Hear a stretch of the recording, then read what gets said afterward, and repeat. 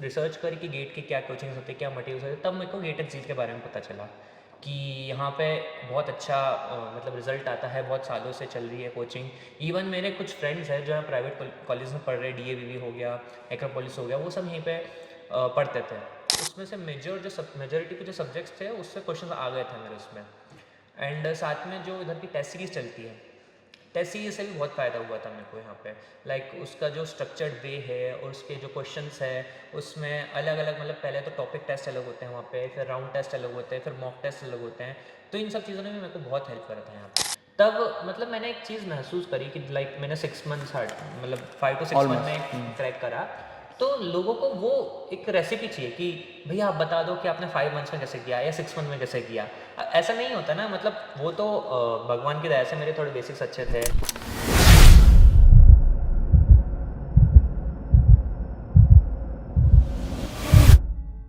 Hello friends, welcome to गेट एडजिल। आज हमारे साथ दिशांत विश्वकर्मा है, जिसके बारे में मैं अभी आपको थोड़ा बताने वाला हूं। दिशांत ने गेट सीएससी में जो रैंक लाया गेट 2025 में, वो 622 रैंक है और डीए में इन्होंने 452 रैंक लाया है।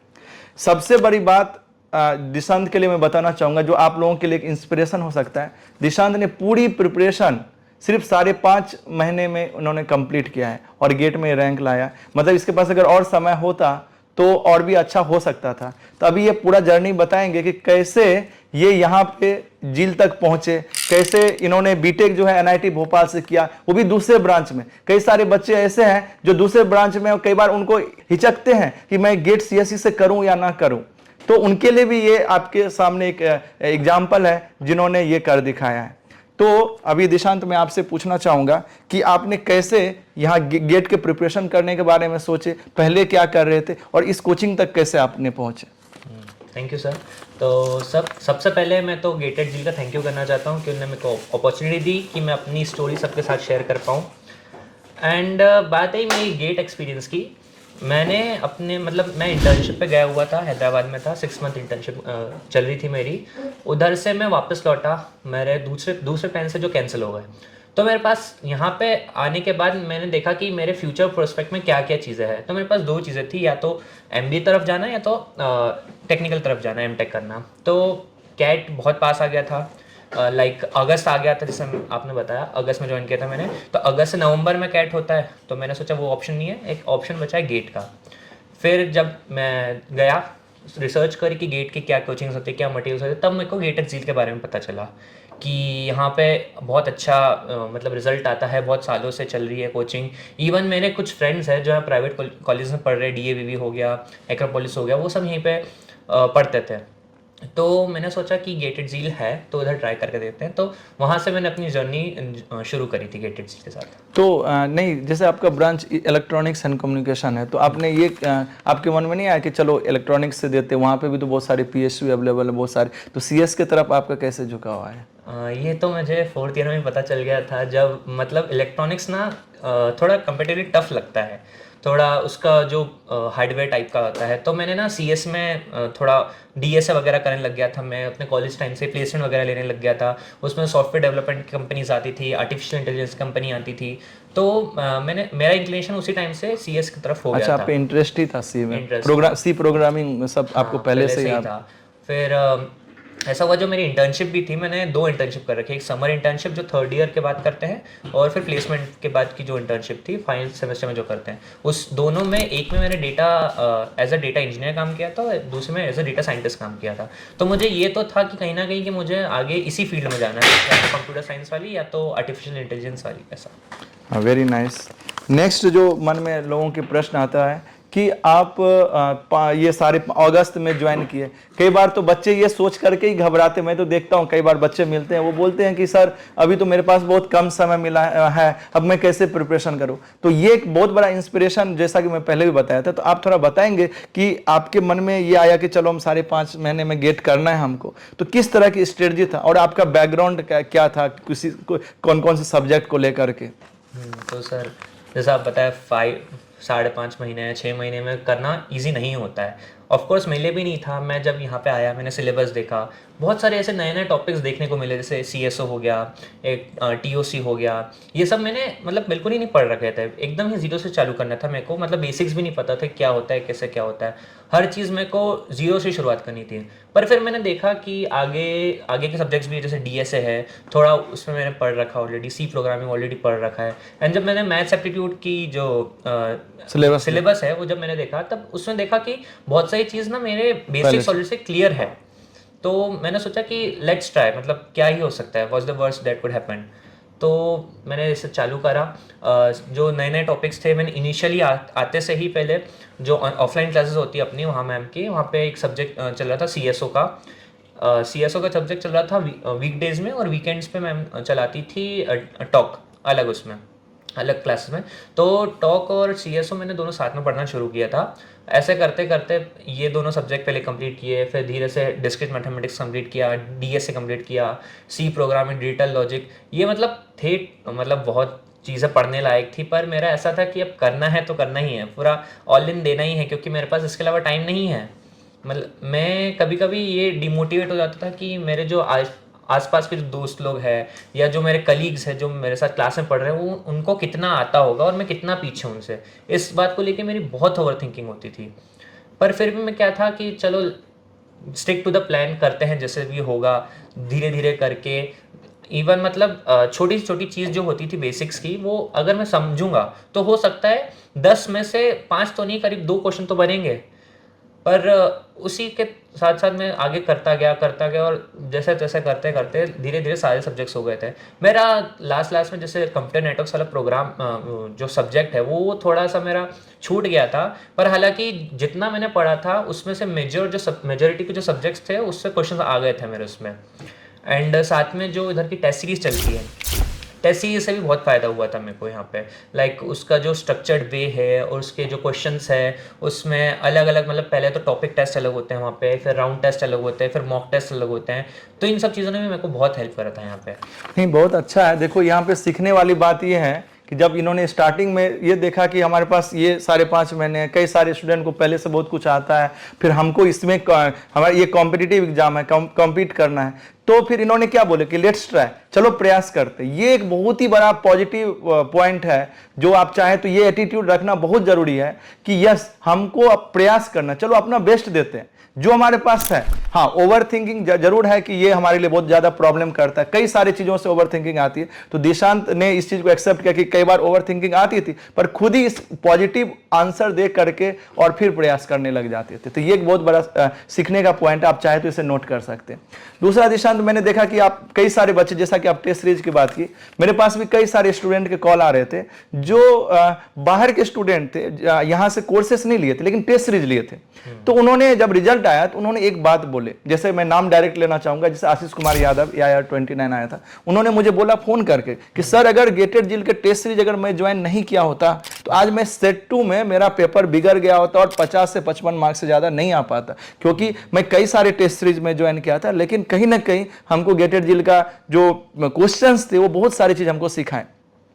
तो टेस्ट सीरीज आपने जैसा बताया आपको बहुत अच्छा लगा, तो मैं इसी से पूछना चाहता हूं थोड़ा सा कि कई बार बच्चे अपने यहाँ के टेस्ट देते हैं, क्योंकि हम लोग हर तरह के क्वेश्चंस बनाते हैं, समटाइम मॉडरेट भी बनाते हैं, समटाइम्स आसान भी बनाते हैं, और कई बार बहुत सारे सिखाने के पॉइंट ऑफ व्यू से हम लोग थोड़ा अच्छे लेवल के क्वेश्चंस भी बनाते हैं। तो आप यहाँ के टेस्ट सीरीज में थोड़ा सा मैं अंदर जाना चाह रहा हूँ कि जो क्वेश्चंस थे उससे आपको कैसा लग रहा था। जैसे कभी मार्क्स कम आ रहे हैं, इसमें 2-3 प्रश्न हैं, इसका आप एक साथ उत्तर देना। कई बार मार्क्स कम आएंगे तो बच्चे घबरा जाते हैं, कई बार यहाँ के राउंड 2 दे ही नहीं रहे, मॉक ही नहीं दे रहे हैं, 4-5 ऐसे भी मैंने बच्चे को देखा, कई सारे बच्चों को। तो मैं चाह रहा हूँ कि उस बच्चों के लिए भी एक मोटिवेशन, और आपने क्या फील किया, ये सारी चीजें आप बताने का प्रयास करें। सर, जैसे इस बार का जो गेट हुआ था 2025 का, जो 2 सेट थे सबको पता है कितने एब्रप्ट थे। फर्स्ट सेट का बहुत इजी आ गया था, सेकंड सेट का बहुत टफ था, एंड मेरी किस्मत भी ऐसी कि मैं सेकंड सेट में था। तो हुआ क्या था, मतलब वो तो बहुत टफ था पेपर। अब मैंने क्या यहाँ की टेस्ट सीरीज सॉल्व कर रखी थी। अब पहले से क्या होता था, पहले तो यही होता था कि टॉपिक टेस्ट देना है, पर स्टार्टिंग में यही होता है कि कोर्स कंप्लीट नहीं हो रहा है, या मैम ने पढ़ा दिया है, हम हमारा बैकलॉग हो रहा है, या हमने रिवाइज नहीं किया है। तो ऐसा मेरे को बहुत थिंकिंग आती थी, बहुत की करता था कि नहीं देना, और मैंने बहुत सारे टॉपिक टेस्ट नहीं दिए क्योंकि बहुत कम टाइम कम था मेरे पास, एंड मैम का सिलेबस ऑलरेडी बहुत था। मतलब जहाँ मैम आगे का कोर्स करेगी सीएसओ का, और जो पहले जैसे डिस्क्रीट मैथमेटिक्स पहले हो चुका है, उनके टॉपिक टेस्ट डल चुके हैं, तो क्या करूँ। तो मैं सीधा यहाँ पे आशीष सर है, वहाँ पे डाउट पूछने गया था उनसे उनसे मैंने पूरी बात शेयर करी। तो उन्होंने बोला कि तुम देखे तो देखो, तुम मार्क्स पे फोकस मत करो, तुम्हें जैसा भी होता है तुम ट्राई तो करो एटलीस्ट, कि समझ आएगा कि तुम्हें कितनी बेसिक्स आई है या कितना तुम उसको अप्लाई कर पा रहे हो। क्योंकि थ्योरी सीखने से सब कुछ नहीं होता, वो थ्योरी को सीख कर अगर तुम अप्लाई कर पा रहे हो, क्वेश्चंस कर पा रहे हो, तो वो तुम्हारे लिए बेनिफिट करेगा। तो मैंने बोला ठीक है देते हैं। अब बहुत सारे टेस्ट है, जैसे 50 मार्क के होते हैं यहाँ पे टॉपिक टेस्ट, वहाँ पे बहुत सब सब्जेक्ट्स में, जैसे मेरे को किसी किसी में 5 नंबर आते थे, किसी के 10 नंबर आते थे, और जो मेरा अच्छा सब्जेक्ट है जैसे डीएसए वगैरह है, उसमें मेरे को 42 भी आए हैं, 45 भी आए हैं। तो ये अप डाउन्स तो चलते ही रहेंगे, पर जैसे वो आशीष सर ने बात बोली थी तो मुझे समझ आ गया था कि हाँ, कि ऐसा करना चाहिए कि स्किप नहीं करना चाहिए। तो कितने टेस्ट टॉपिक में आप दे पाए थे अराउंड? मतलब लगभग पहले तो मैं नहीं दे रहा था, पर फिर क्या था, मैं सोचा कि चलो एक दिन में एक टॉपिक पकड़ते हैं और फटाफट करते हैं। तो जैसे 5 से 6 टॉपिक्स होते ज़्यादा से ज़्यादा, और फिर एक फुल टेस्ट होता है। तो मैंने क्या किया, एक हफ्ता पकड़ा, एक सब्जेक्ट पकड़ा, मंडे से लेकर फ्राइडे तक सारे टॉपिक टेस्ट करके खत्म कर दिए। और साथ में टेस्ट देना तो इम्पोर्टेंट है, पर उससे कई गुना बेटर है, कई गुना ज़्यादा इम्पोर्टेंट है उसका एनालिसिस, कि अब तुम अप्लाई तो कर रहे हो, पर तुम्हारी गलती कहाँ हो रही है, तुम्हारे मार्क्स क्यों नहीं आ रहे, क्या वो सिली मिस्टेक के कारण मार्क्स नहीं आ पा रहे हैं, या तुम्हें वो टॉपिक आ रहा है और तुम फॉर्मूला रिवाइज नहीं कर पा रहे हो, वो ज़्यादा इंपॉर्टेंट होता है। तो क्या होता था, मंडे टू फ्राइडे मैंने पेपर तो ऑलमोस्ट काफी सब्जेक्ट का आपने दे दिया? हाँ, मतलब लगभग सारे दे दिए थे। बट मैंने एक यहाँ पे राउंड 2 जो होते हैं, राउंड 2 नहीं दिए थे, उसको छोड़ के लगभग सारे मैंने अटेम्प्ट कर लिए थे। टाइम कम था। अब जब राउंड 2 शुरू होने वाले थे तब मैंने राउंड 1 के पेपर देने लगे दिए थे। हाँ, उस टाइम मैंने देना चालू करे थे ऐसा था। और मॉक दे पाए थे? हाँ, मैंने क्या करा था, मैंने जब अपनी स्ट्रेटेजी बनाई थी तब मैंने पूरा क्लियरली लिखा था। मैंने 5 ब्लॉक्स बना लिए, सब पे अपने नंबर दे दिए, अगस्त, सितंबर, अक्टूबर, नवंबर, दिसंबर, जनवरी का मैंने पूरा महीना सिर्फ और सिर्फ मॉक के लिए रख रखा था। मतलब जितने भी टॉपिक्स होंगे उतने ही टॉपिक्स से मैं मॉक्स दूंगा, मैं पूरा कोर्स कंप्लीशन के पीछे नहीं भागूंगा, क्योंकि टाइम ऑफ कोर्स बहुत कंस्टेंट था एंड मेरे को बहुत प्रिसाइजली देखना था कि ऐसा भी नहीं कि कोई सब्जेक्ट में मैं इतना इन्वेस्ट कर दूं कि दूसरे सब्जेक्ट को टाइम खा जाए। तो मैंने ब्लॉक वाइज उसको अरेंज कर लिया, डिसाइड किया कि इस महीने में ये कंप्लीट करूंगा। और जनवरी का स्पेसिफिकली जो ब्लॉक था वो सिर्फ और सिर्फ मैंने मॉक टेस्ट ले रखा था, कि इसमें तो मॉक टेस्ट दिया था, क्योंकि ये चीज़ ना मैंने जेई टाइम पे भी करी थी, कि जब 2 साल की उधर प्रिपरेशन कर रहा था तो लास्ट का 1 महीना जो है वो मैंने सिर्फ मॉक्स दिए थे और उसी से मेरे रिजल्ट आए थे। तो मैंने जनवरी का प्रॉपर था कि भले मेरे सब्जेक्ट्स नहीं हो, मेरे जब मैंने पहला मॉक दिया था तब मेरे सिर्फ 60% सिलेबस हुआ था, बट मैंने बोला था नहीं, मॉक है, टाइम पर है तो दूंगा। बहुत लोग कैसा करते कि निकल जाती है उसके डेडलाइन, उसके बाद देते हैं, तो उससे क्या रैंकिंग्स वगैरह नहीं आती। पर जो अपने मॉक टेस्ट सीरीज है वो बहुत सारे लोग लेते हैं, तो उससे अपन को पहली बार कंपटीशन का पता चलता है कि तुम इतने लोगों में कहाँ स्टैंड आउट करते हो, क्योंकि ये तो छोटा वर्जन है, इससे बड़ा वर्जन सीधे गेट है, वहाँ पे एकदम लाखों में बच्चे आते हैं। तो पहला तो मैंने ये देखा कि मैं कहाँ स्टैंड आउट करता हूँ। तो वहाँ पे जैसे 700-800 बच्चों में मेरी कुछ 400-500 समथिंग रैंक आ जाती थी मेरी। तो स्पेसिफिकली जनवरी का मैंने पूरा महीना सिर्फ और सिर्फ मॉक पे फोकस तो यहाँ पे जैसे 8 मॉक इस साल के थे, 8 मॉक पिछले साल के थे, 16 मॉक तो डायरेक्ट थे। खैर इस बार आप लोगों को बता दूं काफ़ी ज़्यादा नंबर ऑफ मॉक्स भी ज़्यादा बढ़ रहे हैं, 12 से मतलब मिनिमम 12 या 12 से ज़्यादा है मॉक इस बार के टेस्ट सीरीज में। तो मैं ये कहना चाहूँगा उसमें से आप ऑलमोस्ट आपने लगभग सारे दिए थे? सारे दिए थे, मैं वही कन्फर्म कर रहा हूँ, सारे दिए थे। तो देखो यहाँ पे बहुत सारे पॉइंट है जो अगर आप चाहो, देखो हंस बनना आपको बहुत जरूरी है, सारे यहाँ से पॉइंट सेलेक्ट करके आपको नोट करना, उसको अपने अभी जो गेट के प्रिपरेशन में आपको अप्लाई करना। पहला चीज, जब आप बहुत सारे प्रॉब्लम्स में थे, ये टेस्ट ही नहीं दे पा रहे थे क्योंकि इतने सारे टेस्ट देना, डिमोटिवेट हो रहे थे, तो इन्होंने सबसे पहला काम क्या किया, ये नहीं कि सोच सोच के बैठ करके टेंशन लिया, गए आशीष सर के पास।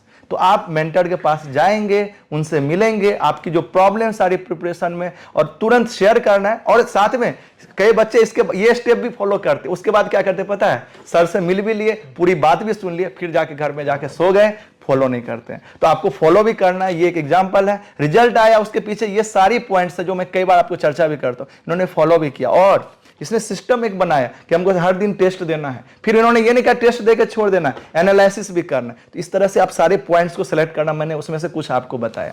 तो बहुत ही अच्छा आपने जो बताया है, ये हम सभी के लिए एक बहुत बड़ा इंस्पिरेशन है।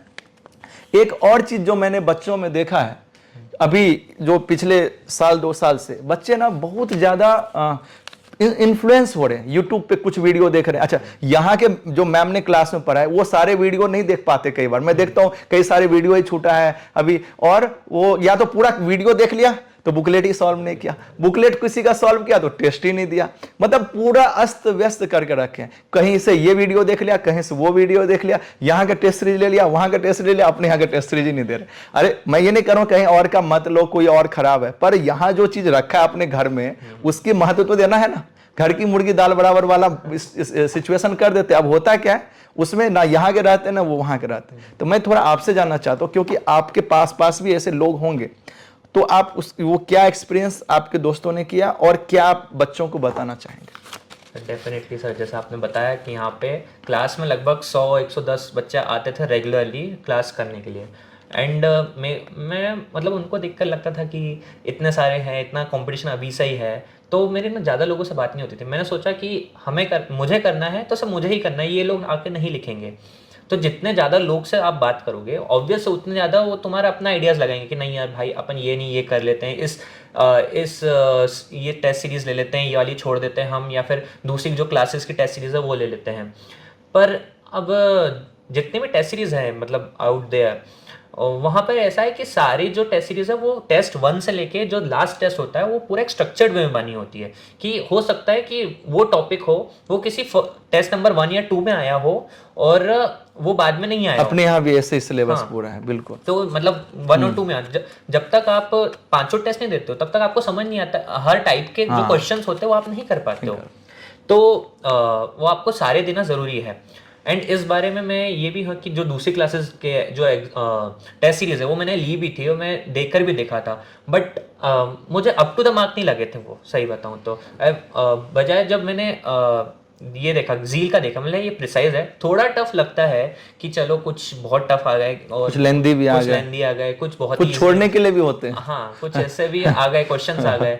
तो मेरे को ये रियलाइज किया जब मैंने दूसरी क्लासेस के 3 से 4 मॉक टेस्ट दिए, तब मेरे को लगा कि नहीं, हमें सिर्फ गेट झील पे ही है फोकस कर लेना चाहिए। क्योंकि पहली बात मैं यहाँ पे आके सीधा आपसे डाउट पूछ सकता हूँ कि सर आपने क्या सोच के क्वेश्चन लिखा होगा या बनाया होगा और मैं ये सोच रहा हूँ, तो आप कैसे चेंज कर सकते हो। दूसरे में क्या होता है अपन ऐसे डाउट सेशन नहीं ले पाते मतलब, और वो उनका एक ही सोल्यूशन दे देते हैं। जैसे यहाँ पे कुछ क्वेश्चन है जिसके 2 से 3 सोल्यूशन भी हो सकते हैं, तो सीधे आके मैं डिस्कस कर लेता था।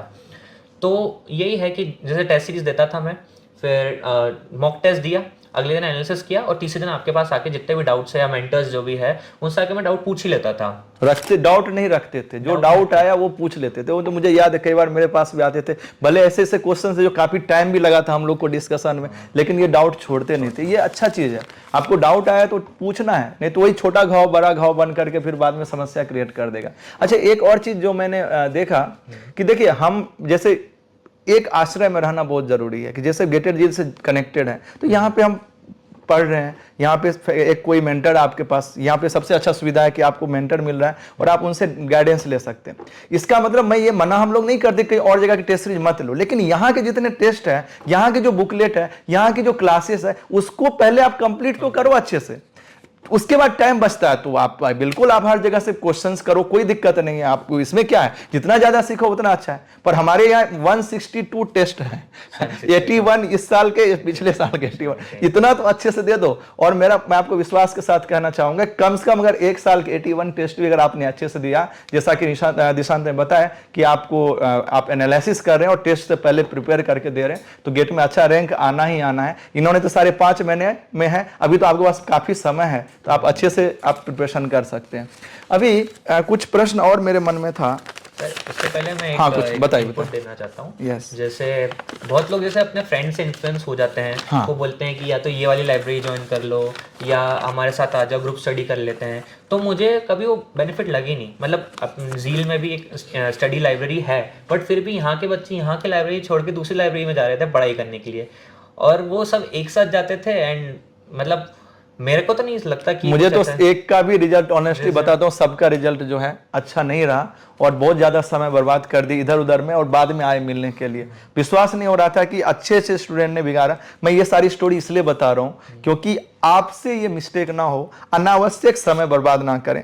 वो आपस में पढ़ भी रहे हैं लेकिन बहुत सारा समय भी बर्बाद कर देते हैं। छोटे छोटे टाइम को ऐसे बर्बाद कर, चलो चलो चाय पीने चलते, अब चाय पीने में ही आधा घंटा बर्बाद कर दिया। अब वहां पे भी पढ़ाई की चर्चा हो तो बहुत अच्छी बात है, चलो ऑपरेटिंग सिस्टम में ऐसा बताया, ये बताया, अच्छा ये पता है ये क्वेश्चन में ऐसा आंसर आया था, ये ऐसा सोचेंगे तो ये आंसर आएगा, ये भी चर्चा हो सकती है। पर इधर उधर की चर्चाएं कर करके हम अपना समय नष्ट कर देते हैं। तो प्लीज जितना समय आपके पास उसमें ज्यादा से ज्यादा आप गेट के लिए दीजिए। और कुछ आपके ऐसा नहीं था जैसे मैंने फ्रेंड्स नहीं बनाए, मेरे भी यहाँ एक दो लोग हैं जिनसे मेरी बहुत अच्छे से बातचीत होती थी, वो उनसे अभी भी होती है मेरी बात।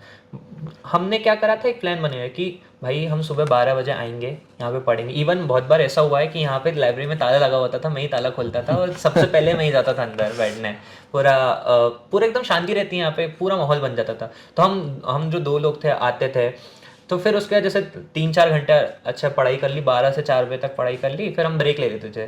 ठीक है, हम जाते थे 10-15 मिनट थोड़ा रिलैक्स होके आते थे कि चलो आधे घंटे का 4 घंटे पढ़ाई करिए, आधे घंटे का ब्रेक। फिर वापस आते थे 4:30 बजे से लेकर 8, 8:30 जब तक मन हो, जब तक यहाँ का ताला नहीं लगता यहाँ पे बैठ के, और फिर घर जाके फिर नहीं, ये गलत नहीं है, ये बिल्कुल सही बात है। मैं तो ये तो हम कभी बोलते भी नहीं कि दिन रात कॉपी पेन लेकर के बैठ के पढ़ते थे, तो पता चला कि दिमाग में ही कुछ रहा नहीं।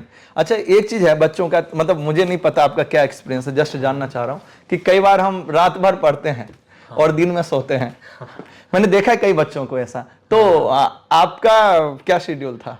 सर ऑनेस्टली जो भी है आप बता सकते हैं। सर मैं मतलब more of a morning person हूँ कि मैं सुबह जल्दी उठ के चीज़ें कर लूँ तो वो तो हो बहुत जाता अच्छा है। चीज है। तो मैं क्या करता था, जैसे 7 बजे करीब मैं उठता था, 7-7:30 बजे तक पूरा फ्रेशन अप होके मैं जिम चले आता था। तो 1-1.5 घंटा वहाँ पे फिजिकल वर्कआउट कर लेता था। फिर उसके बाद नहा धो के खाना वाना खा के 11, 11:30, 12 जितनी बजे भी यहाँ पे आ जाता था फिर पढ़ाई करने। फिर दिन भर पढ़ाई करता था, घर पे जाता था, घर वालों से बातचीत करता थोड़ा कि रिलैक्स हो जाए ज़्यादा। मतलब मेरे घर वालों ने भी बहुत सपोर्ट किया, वो भी इतना स्ट्रेस्ड अप नहीं होने दी, क्योंकि प्रेशर नहीं दिए कि तुमको निकालना ही है या तुम्हें इस बार नहीं निकलोगे तो तुम क्या करोगे, ये पूरा कुछ नहीं आने दिया था। उन्होंने मेरे को सपोर्ट ही किया था, हर चीज़ में पूछते थे कि पढ़ाई वगैरह अच्छे से चल रही है, मतलब सारे टीचर्स वहाँ पे डाउट्स ऐसे सॉल्व कर रहे हैं कि नहीं कर रही, ये सब बहुत उन्होंने सपोर्ट किया वहाँ पे मेरा। नहीं, बहुत अच्छा है। तो मैं पेरेंट्स अगर ये वीडियो देख रहे हैं तो मैं उनसे रिक्वेस्ट करूंगा कि आप बच्चे को हमेशा उत्साहित करें, लेकिन ये भी देखना है कि बच्चे किस तरह से, बच्चे पहले से अगर ज्यादा उत्साहित है और अपना आराम से चिल मार रहे हैं तो वो भी नहीं करना, तब फिर स्ट्रिक्ट भी करना जरूरी है। वो डिपेंड करता है किस तरह से बच्चे हैं। तो हर मरीज के लिए अलग अलग दवाई है। पर अच्छा है अगर आपके अंदर वो चीज देख रहे हैं बच्चे की, कर रहे हैं प्रयास। हाँ, इतना भी प्रेशर नहीं देना चाहिए, बच्चे को खुद भी इतना प्रेशर नहीं लेना चाहिए। ये मैंने आपसे बहुत अच्छा एक पॉइंट मुझे लगा कि दूसरों के मार्क्स देख करके, दूसरे की पढ़ाई देख करके बहुत ज्यादा अपने आप को टेंशन लेना, उसके बजाय हम अपने आप पे काम करें और अपने आप को इंप्रूव करिए। मैंने बहुत अच्छा लगा मुझे आपका पॉइंट। अच्छा, कुछ और भी चीजें थी, जैसे कि यहाँ पे मैंने देखा कि थोड़ा मैं जो महसूस कर रहा हूँ आप मुझे बताना कि डाउट सपोर्ट जो है यहाँ का बहुत ही बेहतर मुझे बच्चों ने फीडबैक दिया है। हालांकि मैं भी यहीं का स्टूडेंट था तो मैंने ये महसूस किया था, पर आपने क्या फील किया? जैसे कि चैट पे है ऑनलाइन, या फिर यहाँ पे जो फैकल्टी बताते हैं डाउट, या सॉल्यूशंस है, सॉल्यूशंस वीडियो है, तो वो सब से आपको क्या लग रहा था, किस तरह हेल्प मिल रहा था? सर जैसे जो भी मैं बुकलेट वगैरह जो सॉल्व करता था, PYQs हो गए या टेस्ट सीरीज हो गए, मैं एक मेथड मतलब प्रोसेस फॉलो करता था कि पहले तो खुद से करने की कोशिश करता था, मतलब अटेम्प्ट करने के बाद कि खुद से हो पा रहे कि नहीं हो पा रहे। कभी कभी क्या होता है, टेस्ट में देते हैं नहीं होता, वो बाद में सॉल्व करते खुद से तो हो जाता है। तो पहले तो मैं खुद से सॉल्व करने की कोशिश करता था, नहीं होता था तो सोल्यूशन देखता था कि जो रिटर्न सोल्यूशन होते हैं उसमें नहीं समझ आता था तो फिर यहाँ पे मेंटर्स है, मेंटर्स के पास आता था। 4 मेंटर्स थे मेरे टाइम पे, तो कोई ना कोई हमेशा अवेलेबल होता था, और अगर सभी अवेलेबल होते थे तो किसी से भी आके पूछ लेता, डाउट वो हो जाता था। और फिर उसके बाद भी डाउट्स रहते थे तो मैं आपके पास आ जाता था, आशीष सर, अर्चित सर, सभी लोग हैं, सब रहते थे वहाँ पे। तो डाउट सपोर्ट तो यहाँ बहुत अच्छा है। यहाँ पे सारे जितने भी बेसिक से डाउट्स भी है वो भी यहाँ पे अच्छे से क्लियर कर लेते थे। मेरा ऐसा है कि जब तक बेसिक से क्लियर नहीं होंगे तब तक आगे कैसे हम कर रहे थे। अब कभी कभी क्या होता है, कुछ लोग मार्क तो कर लेते हैं डाउट पूछना, अब उनका डाउट क्लियर नहीं होते हैं और फिर वो स्किप कर देते हैं उन चीज़ों को। तो मैं वो अवॉइड करता था कि वो जो डाउट है वो मेरा पर्टिकुलरली क्लियर हो, कि अगर वो टेस्ट सीरीज में आया है या PYQs में आया है तो किसी रीज़न से आया है, और उस रीज़न से जो भी रीज़न होगा उसको मैं खुद से कर पाऊँ। अगर कुछ नए फॉर्म में आ जाए क्वेश्चन, तो ये भी मैं इंश्योर करता था कि सही से हो पाए। बहुत अच्छा। देखो मैंने कई बच्चे मेरे पास कॉल भी आते हैं, वो क्या करते हैं पता है, टेस्ट सीरीज पे जाके सबसे पहले ओपन करते हैं, सबमिट करते हैं। आपको विश्वास नहीं होगा, मैं आपको बता रहा हूँ। और क्या करते हैं, आ गया 0 मार्क्स, अब उसके क्या करते हैं, जाके वीडियो सॉल्यूशन देखते हैं और वीडियो सॉल्यूशन देख करके उसका टेस्ट कंप्लीट हो जाता है। मैंने देखा बुकलेट का बच्चे क्या करते हैं, बुकलेट का वीडियो सॉल्यूशंस ओपन करते हैं और कॉपी पेन लेके बैठते पता नहीं कितना। तो जब आप अपना एफर्ट नहीं दोगे ना तो क्या होगा, अभी मैं आपको एक स्टोरी बताता हूं।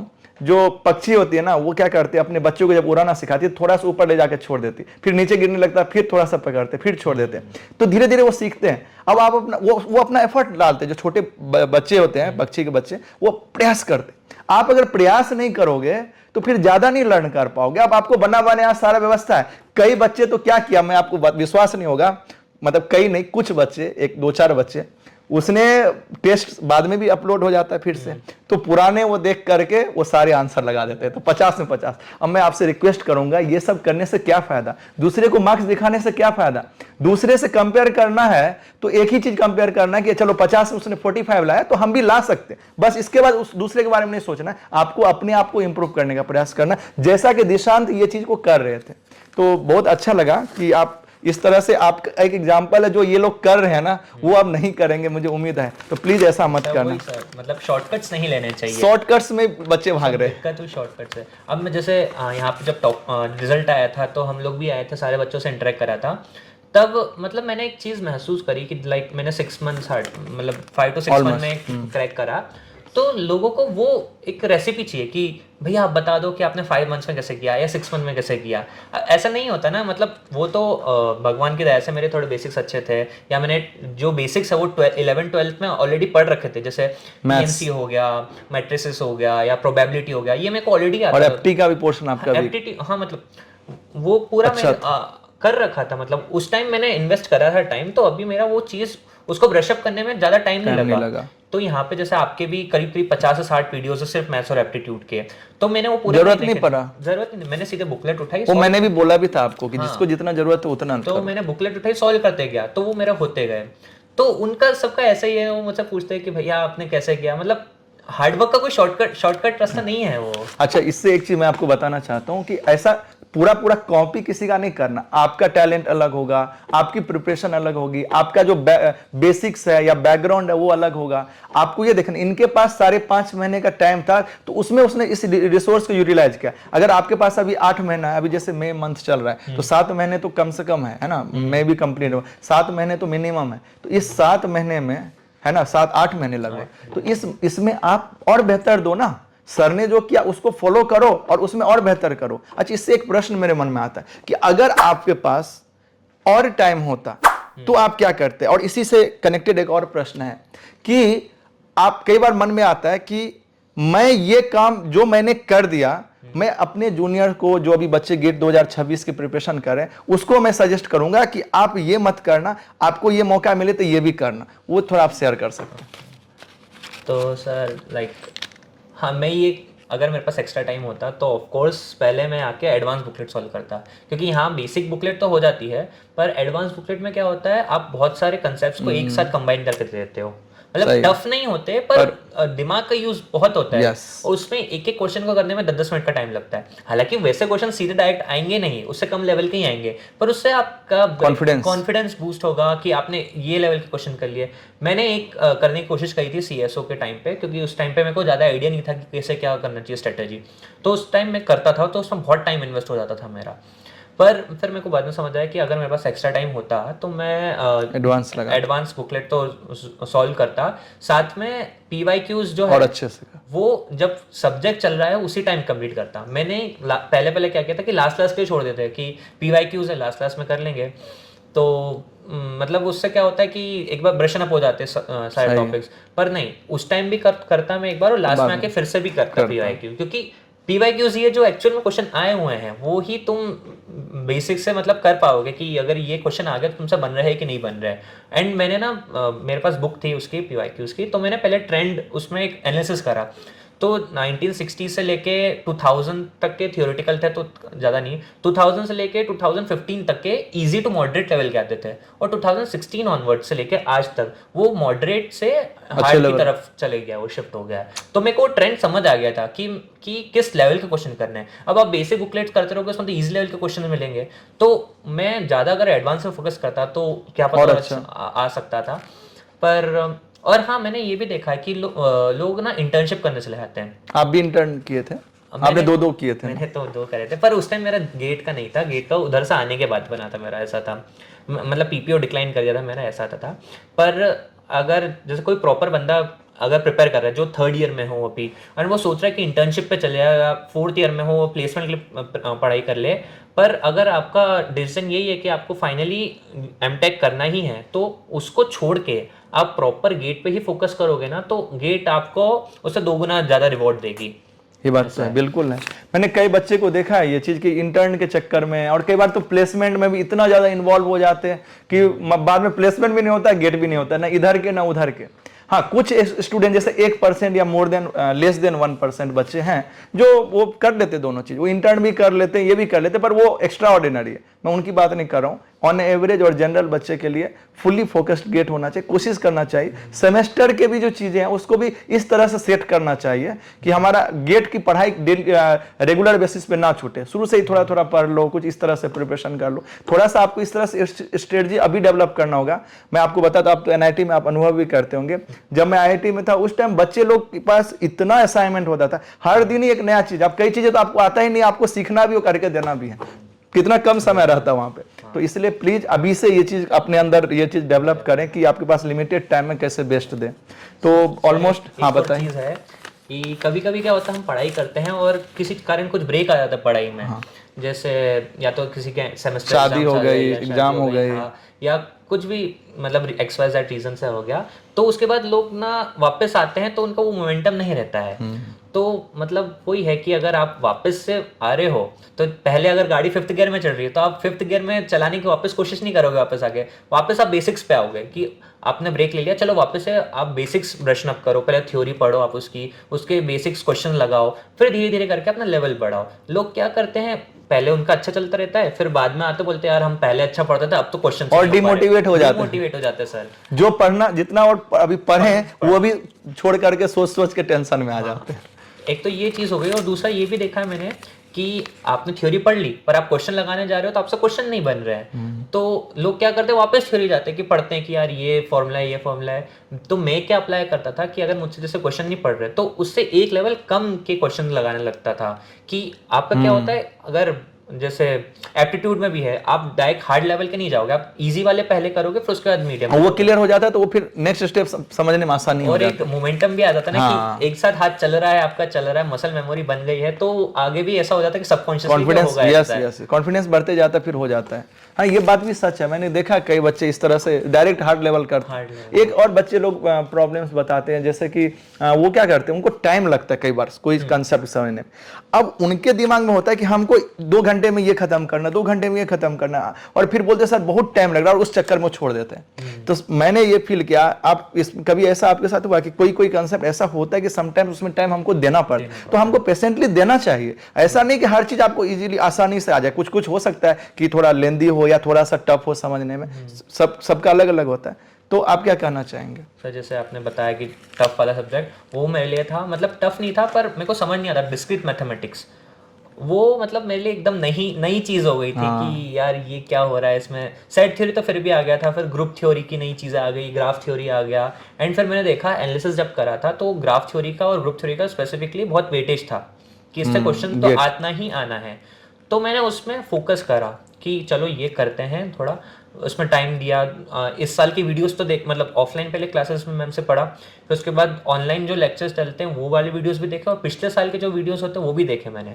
अलग अलग मेथड, सेम कंटेंट है बट बताने का स्टाइल, समझने का स्टाइल अलग अलग होता है। तो मैंने सोचा थोड़ा देकर देते, क्योंकि ये हाई इनपुट हाई रिवॉर्ड वाली चीज़ है ये, कि अगर इसमें आप इनपुट अच्छे से दोगे तो आपका क्वेश्चन गारंटीड बन जाएंगे आपके तो हमको ये भी डिसीजन लेना है कि ये टॉपिक हमारे लिए कितना इंपॉर्टेंट है। अगर मान लीजिए कम इंपॉर्टेंट है तो चलो रहने देते हैं, क्यों टाइम वेस्ट करें, और क्योंकि हमारे पास लिमिटेड टाइम, और अगर इंपॉर्टेंट है तो हमको टाइम देना चाहिए, ऐसा नहीं कि बिल्कुल ही छोड़ देंगे। नहीं, बहुत अच्छा है। तो साथ में एक जैसे लो इनपुट हाई रिवॉर्ड वाले सब्जेक्ट्स भी है, जैसे सी प्रोग्रामिंग हो गया और डिजिटल लॉजिक हो गया। तो इनमें आप मतलब आपको बहुत कम इनपुट देना है, पर जो इसका आउटपुट है वो बहुत अच्छा निकलेगा।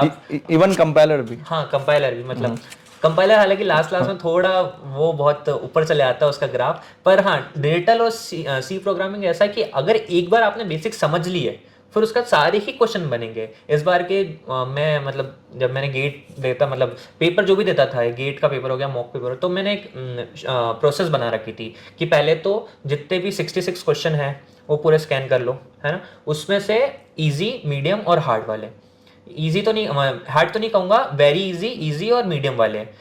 तो वेरी इजी में क्या होता है कि ये है कि मेरे को देखते से ही समझ आ गया कि ये तो बन जाएगा मेरे को, तो पूरा एनालिसिस कर लिया, और जितने वेरी इजी वाले होते थे क्वेश्चंस वो सबसे पहले अटेम्प्ट करता था, क्योंकि उसमें ऐसा था मेरी 90% एक्यूरेसी आ जाती थी। मैंने ये जो अपनी मॉक टेस्ट सीरीज चलती थी ना, तब मैंने ये एनालिसिस करके अपना समझ आ गया था कि मेरे पहले वेरी इजी वाले बन जाते हैं, फिर उसके बाद मैं ईजी पे जाता था, जो थोड़ा टाइम लेते हैं, पर मेरे को पता है कि मैंने ऐसे क्वेश्चन कर रखे हैं या मैं इसको कर लूँगा, तो इजी में कर सकता हूँ। और इन ये दोनों में अगर मेरी 90% एक्यूरेसी आ जाती है और इसके बाद मेरे पास टाइम बचता है तो मैं मीडियम पे शिफ्ट करता था कि अच्छा चलो ये है, क्योंकि कुछ क्वेश्चन जैसे आपने बताया सब घुमाने के लिए आते हैं, और अगर उसमें आपने टाइम इन्वेस्ट कर दिया तो बहुत बिगड़ जाएगा, फिर पैनिक भी हो जाता है। वैसे ही सर मैं क्या करता था, जैसे मेरी स्ट्रेटेजी पहले ये करता था, और बीच में से बोर हुआ मैं, या फिर मेरे क्वेश्चन 2-3 क्वेश्चन हो गए जो बन नहीं रहे इजी वाले, तो मैं क्या करता था, सडनली शिफ्ट करता था एप्टीट्यूड पे, क्योंकि एप्टीट्यूड मेरा थोड़ा स्ट्रॉन्ग पॉइंट था। तो उसमें क्या होता था, एकदम मतलब 5 से 6 क्वेश्चन बनने लगते थे तो एक मोमेंटम आ जाता कि कॉन्फिडेंस भी आ जाता, तो ये होता था। पर मेरे साथ दिक्कत ये हो गई कि एक एप्टीट्यूड का क्वेश्चन ही ऐसा आ गया कि जो बहुत लेंथी था, तो मैंने उसमें थोड़ा अपना इन्वेस्टेड 2 मिनट इन्वेस्ट, में क्या एप्टीट्यूड का सोच रखा था कि 2 मिनट से 3 मिनट ज़्यादा था, तो उसमें 2 मिनट इन्वेस्ट किए, 3 मिनट इन्वेस्ट किए, 4 मिनट हो गए, तब मैंने सोचा नहीं अब ये लिमिट से थोड़ा ऊपर जाए, इस क्वेश्चन को छोड़ देते हैं, तो फिर वो क्वेश्चन में छोड़ दिया था, क्योंकि उसमें ज़्यादा टाइम देने से मतलब नहीं था, फिर ऐसा था। नहीं समझ रहे, बहुत ही अच्छा आपका जो एक्सपीरियंस है वो काफ़ी बच्चे को भी इंस्पायर कर रहा है। अभी हम लोग कंक्लूजन के पॉइंट पे आते हैं। अच्छा, आपके मन में कुछ ऐसा अगर और कुछ याद आ रहा हो तो आप ऐड कर सकते हैं कि कुछ ऐसा जो बच्चे को मैसेज देना चाहते जो अभी प्रिपरेशन कर रहे हैं, जैसे कि अभी मई 15 में भी नहीं हुआ है, मई का 10-12 दिन हुआ है, तो इसमें अभी हमारे पास लिमिटेड टाइम है, कम से कम टाइम लिमिटेड है लेकिन सफिशिएंट टाइम। अभी प्रिपरेशन जो भी सिचुएशन में आज से भी अगर स्टार्ट करें तो काफ़ी कुछ बहुत अच्छा किया जा सकता है। तो बच्चे को आपने लगभग बहुत सारे चीज़ बताए, लास्ट कुछ मैसेज देना चाहें तो आप दे सकते हैं, फिर मैं कंक्लूजन। बहुत इंपॉर्टेंट है, पॉइंट कर नोट कर लो, टेस्ट एनालिसिस बहुत ही ध्यानपूर्वक। तुम ऐसा थोड़ा ना कि नेट से प्रैक्टिस करोगे और फिर रियल मैच खेलोगे नहीं जाके, तुम्हें रियल मैच खेलना ही पड़ेगा, तब तुम्हें समझ आएगा ना कि तुम्हें क्या दिक्कत आ रही है, तुम बाउंसर पे आउट हो रहे हो, यॉर्कर पे आउट हो रहे हो। सही है। तो मेरा ऐसा है कि मैंने क्या कर रखा था, स्पेसिफिक जैसे मैंने बताया जनवरी का पूरा महीना मॉक का था, मैंने अलग से अनरूल्ड वाली कॉपी ले आया था मैं, मोटी सी। तो आगे क्या करता था, सब पे मैं लिख देता था कि मॉक 1, मॉक 2, मॉक 3, ऐसे करके सोल्यूशन लिखता था। जैसे अपने गेट एग्जाम में होता कि आपको एक बुकलेट मिलती है छोटी सी, तो मैंने क्या किया, पहले से हैबिट डाली कि अनरूल्ड पे पहले से सॉल्व करने की कोशिश करता था, हो जाता था आगे की तरफ ये, और फिर पीछे की तरफ क्या करता था, उसका एनालिसिस करता था मैं। और एनालिसिस ऐसा भी नहीं किया, एक एक क्वेश्चन पे जाता था मैं कि क्वेश्चन नंबर 1 सही करा तो +1, और क्या सही किया, कैसे सोचे, ये भी लिखता था मैं उसमें। सेकेंडली अगर गलत किया, गलती किस चीज़ में गलती करी, क्या वो मेरी सिली मिस्टेक से गलती थी, मैं सीधे लिखता था कि सिली मिस्टेक करी, और क्या सिली मिस्टेक करी है वो भी लिखता था मैं, कि इसमें यार इस पाई की वैल्यू कुछ गलत ले लिया, जो भी ऐसे सिली मिस्टेक पूरा प्रॉपर लिखता था। और अगर थ्योरेटिकल मिस्टेक होती तो लिखता था कि इसको रिवाइज करना है, और हर दूसरे मॉक के पहले अगला जो मॉक आने वाला है सबको मैं रिवाइज करता था कि ये जो मिस्टेक्स है मेरी, ये मैं वापस से ना करूं, या फिर जो सिली मिस्टेक है उसका ध्यान रखूं। तो इससे तो पहली बात आपकी सिली मिस्टेक रेक्टिफाई होगी, और दूसरी बात आपको ये भी समझ आएगा कि आप कहाँ वीक हो और कौन से सब्जेक्ट पे आपको ज़्यादा देना चाहिए टाइम। वंडरफुल, वाह, देखो ये हमारे लिए बहुत बड़ा एग्जाम्पल है, इन्होंने कर दिखाया। कई बार हम थ्योरेटिकली ये टर्म यूज करते थे, प्रैक्टिकली इन्होंने किया है, तो मुझे उम्मीद है कि आपको बहुत सारे पॉइंट्स क्लियर भी होंगे, बहुत सारे पॉइंट्स आपको हेल्प करने वाले हैं जो अभी के प्रिपरेशन में आप गेट में बहुत अच्छा रैंक लाने में आपको हेल्प करेगा। तो ओवरऑल हम इसको कंक्लूड करते हैं कि हमको एक 6 महीने में भी प्रिपरेशन किया जा सकता है, पहली बात तो ये है। तो अभी तो हमारे पास काफी समय है, तो इसका मतलब इसका नेगेटिव साइड ये कि अभी तो 6 महीने में करेंगे, तो ऐसा नहीं है। अगर आपको ऐसा फील हो रहा है ना, तो अभी के 6 महीने अच्छे से प्रिपरेशन कर लो, बाद में रिवीजन करेंगे, देखा जाएगा क्या होगा। दूसरा चीज मैं आपको बताना चाहूंगा कि कैसे सिंसियरिटी और सिंसियरली अपन इन्होंने मेहनत किया है और एक एक टाइम को यूटिलाइज कर। मैं कभी अभी मेरे मन में यही प्रश्न आ रहा था कि इतने कम समय में इन्होंने वो सारे चीज फॉलो किया जो गेटेड जिल आपको बताना चाहते हैं, बार बार कहना चाहते हैं आप ऐसे फॉलो करो। तो प्लीज इसको सीरियसली लीजिए, और आपको कुछ डाउट आता है, कुछ मन में प्रश्न आ रहा है, तो आप उसे कमेंट सेक्शन में लिखिए। अच्छा लगता है तो लाइक करिए, और क्या अच्छा लगता है वो भी आप वहां पे कमेंट सेक्शन में लिख सकते हैं। ठीक है, फिर मिलते हैं और नेक्स्ट वीडियो के साथ। Thank you, all the best.